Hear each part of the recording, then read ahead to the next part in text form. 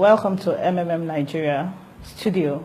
My name is Ola Favored, and to my right is Mr. Chude Anayo Ugochi, the number one of MMM Nigeria, and sitting beside him is Mr. Yinka Odeyemi, the number two man of MMM Nigeria, and to my right is Mr. Owolabi Temitope. We're actually going to be talking about how MMM Nigeria came to being.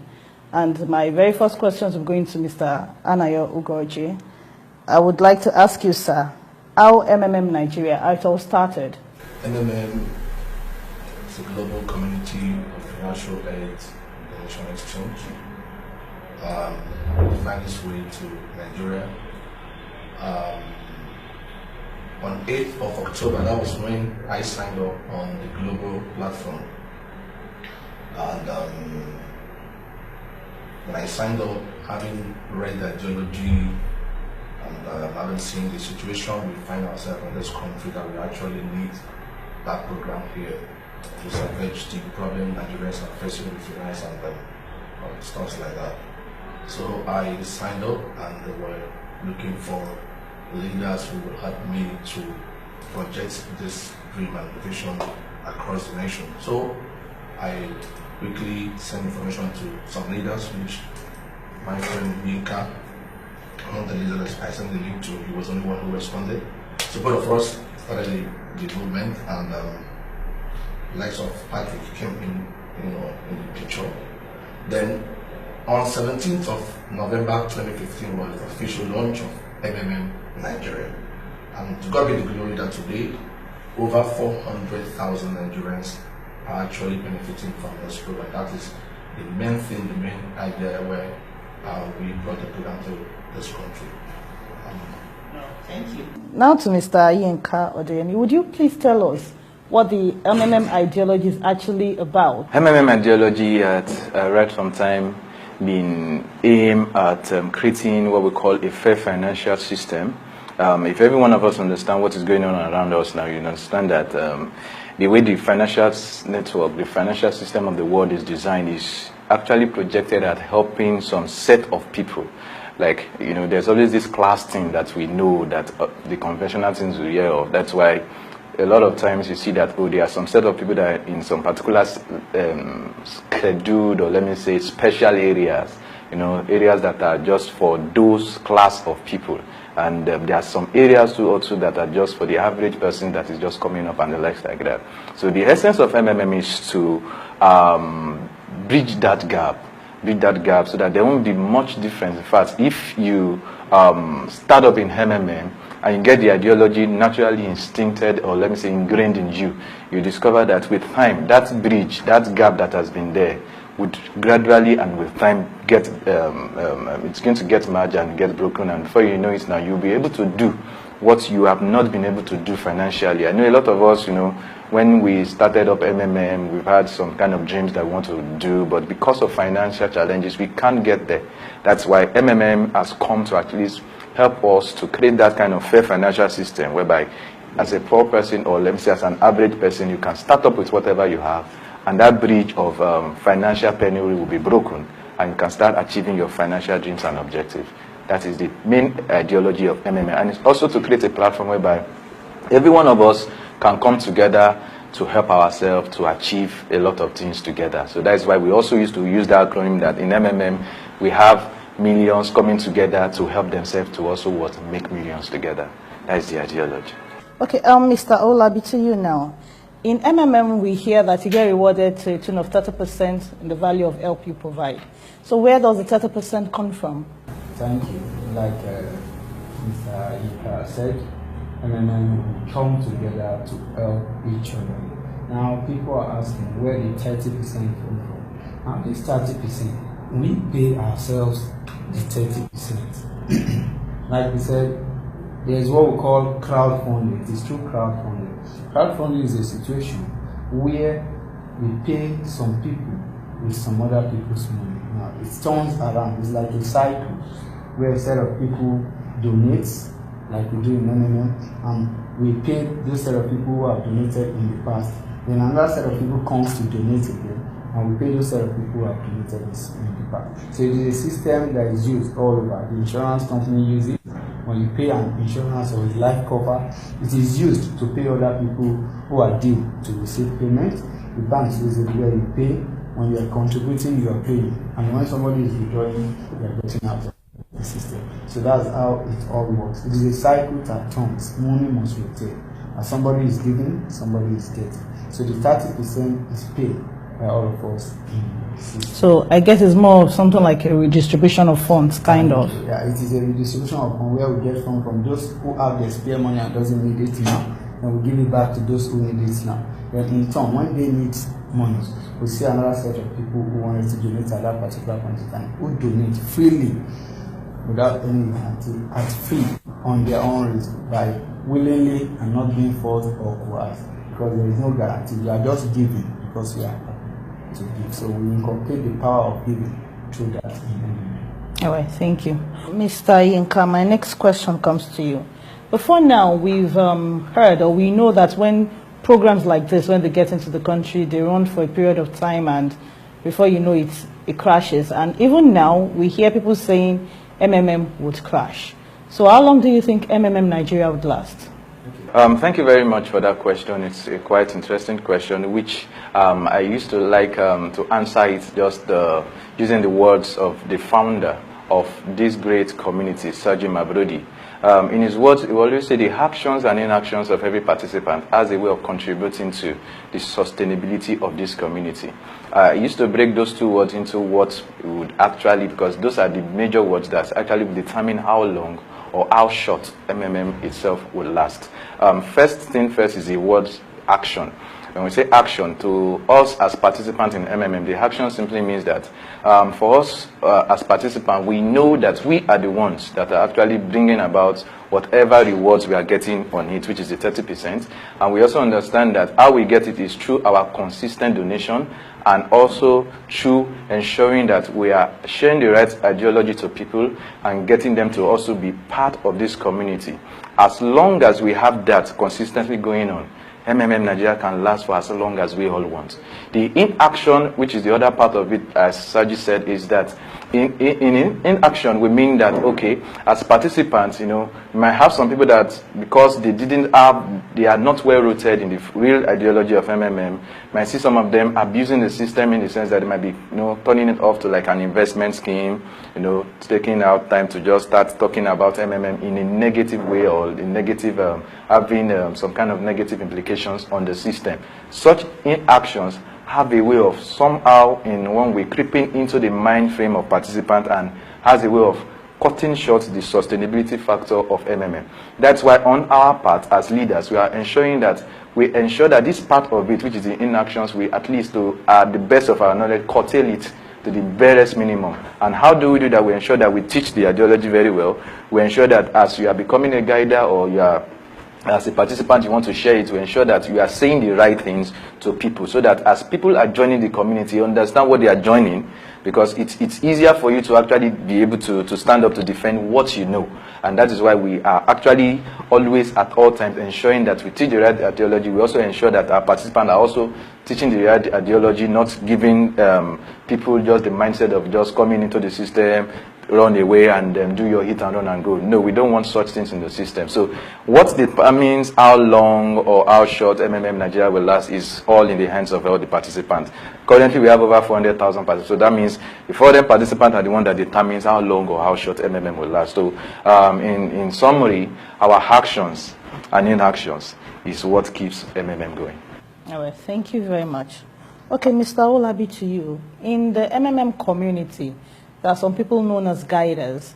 So how do they contribute to the sustainability of this program, MMM Nigeria? Thank you very much. Like we used to say, guiders are the pillar of sustainable MMM in Nigeria.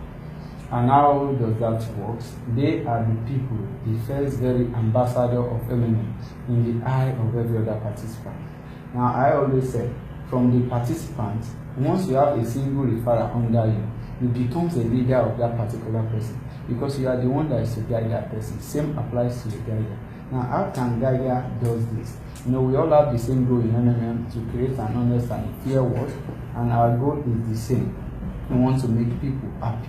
So because we want to make people happy, we need to guide them and teach them the right way to do things. How to provide help, how to get help, how to solve issues, how to attend to issues. All these things are part of rules and regulations in MMM. For them not to go astray, then they need the right ideology. They need to understand first, like Mr. Inka said, that it is not an investment thing. It is a donation exchange program. You donate freely, and it does not have any sign of guarantee. There is no guarantee in MMM. You may donate today and tomorrow you don't get your donation. But if people are not taught this right ideology, they are not aware of the risks involved in MMM, as such they can go astray and do something else. So in MMM, we have the right ideology, and people that can propel or teaches this right ideology are the guides. On the other hand, there are two basic things they need to do. One, they need to go over again and again the ideology of MMM so that it becomes part of them. It begins to come out of their actions the way they do, and from this, it leads me to the second one, which is they become an exemplary guide and a leader. That goes for all participants too. If you have a single referral you are guiding on how to do one or two things, you have to show him by example how to do the right thing, how to follow the right ideology, how to be aware of the risk, and to be aware that there is no guarantee in anything. So doing this, the guiders will pass on the real ideology and how to do things, who in turn, the referrer, who refers somebody else who is a new participant, will pass it on. And with this, we can sustain this system for as long as we wish, because our action, inaction, and reaction. Reaction in the sense that when you see somebody is doing something that is wrong, that is outside the ideology of MMM, you can actually caution the person, correct the person, and report if case be, so that action can be taken against that person before the person collapses the system. We either be a keeper of this system or be a killer of this system. It's all in our hands. Thank you. Okay, back to Mr. Chudi.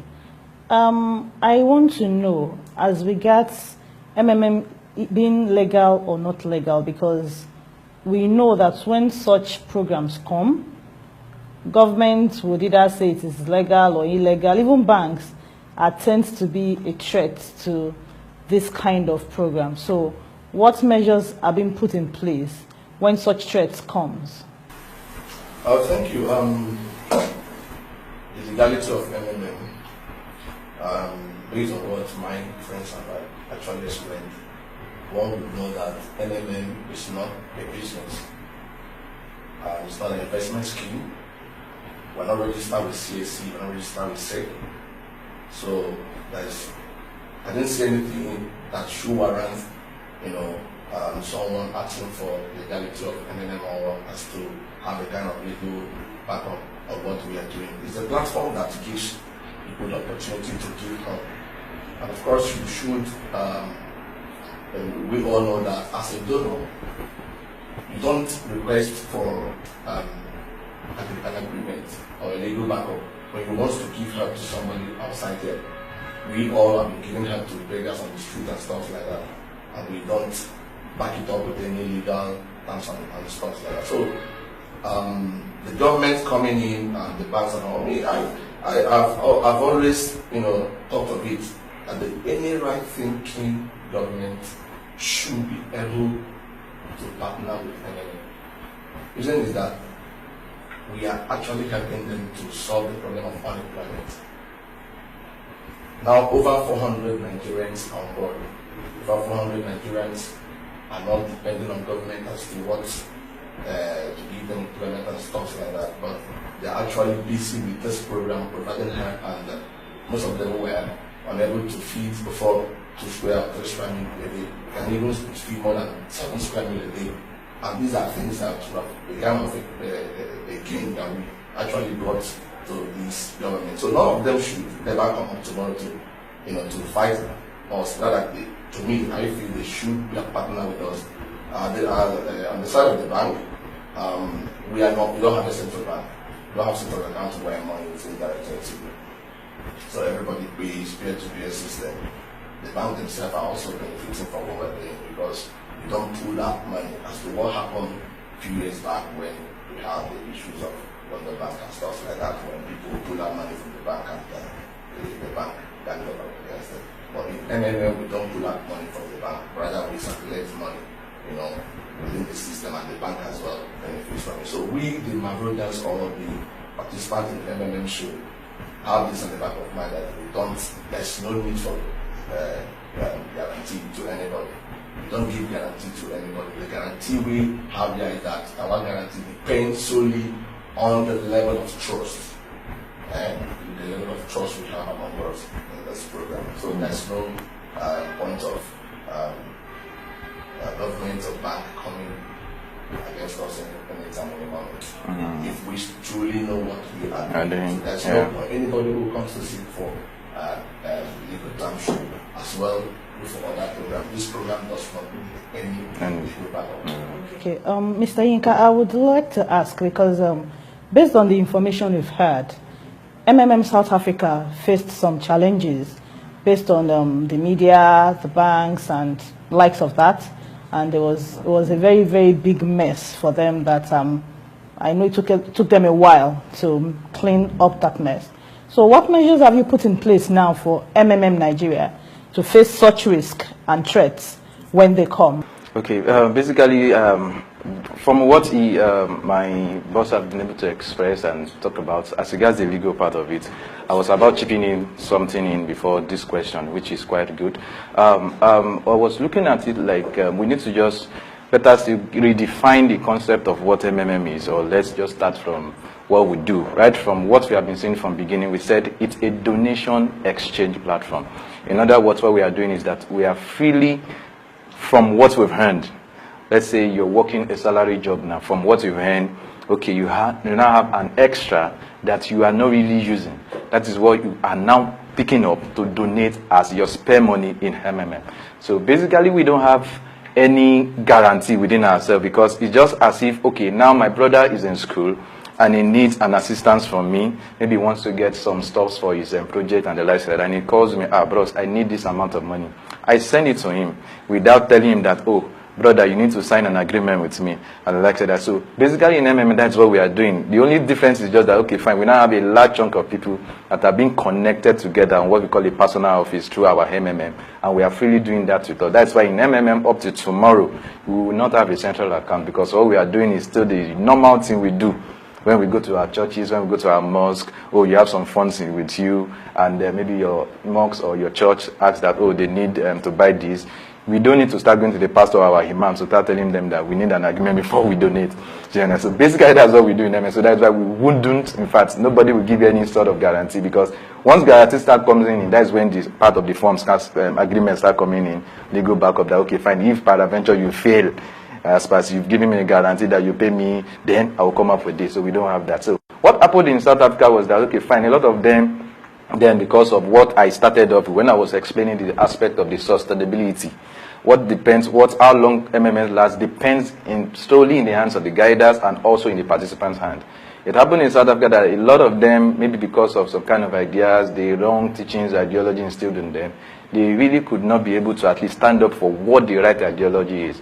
So when the panic that sets in through government, negative media, and the likes that start coming in and popping in, in fact, let me say, like a large chunk of them were not that grounded in the ideology. So it was easy for them to just be swayed away. So that's why in MMM Nigeria, what we are looking at is, as leaders now, we are not just looking at, starting something that, all of us will be rich, the guys on top, we have all the best houses, build all the restaurants, and we zoom up with the money. No. In MMM Nigeria, we have a sort of a link within ourselves. We check ourselves to ensure that we are doing the right thing.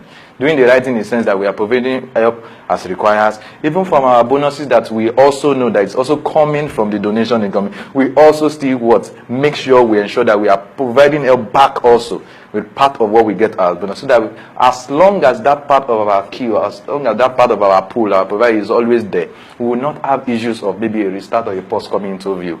So what they had there was just because they had more of people that were not really grounded in the ideology, that don't really understand. That's why at all times you see that I am always there, Chudi is always there. We are always doing our best to make sure that we are always saying it as it is.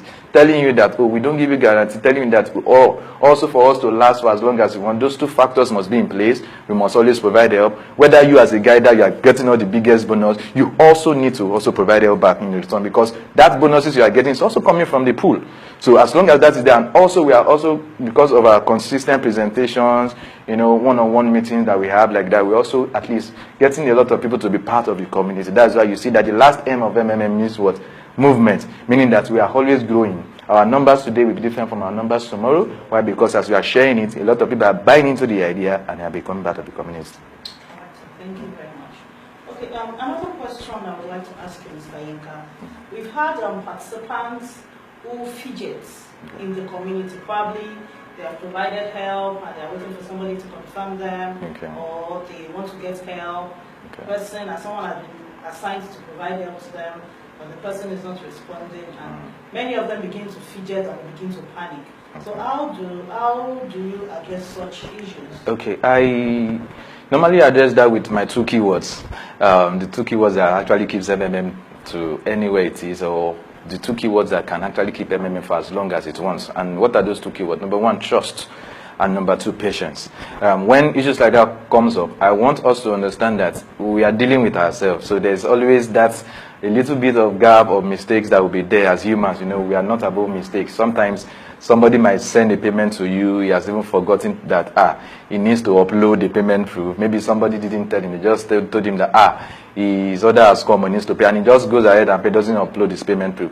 In such instance, what we advise is that you as the receiver, you just need to understand that you just need to do an extension for that person and try and put a call through to him that you've gotten the payment alert, but you still need to do one more thing, to upload your payment proof so that the person can be confirmed. So basically what I used to say is that, or to just address that issue, is that we need to understand that we are dealing with ourselves, we are dealing with human beings, not robots. So that space of mistakes will always be there. So we need to understand that there are some basic steps that we need to take. Like for example, let's say, okay, you have received payment and you've not confirmed, and the person has been on your neck, and you still maybe you are not close to where internet is for you to confirm.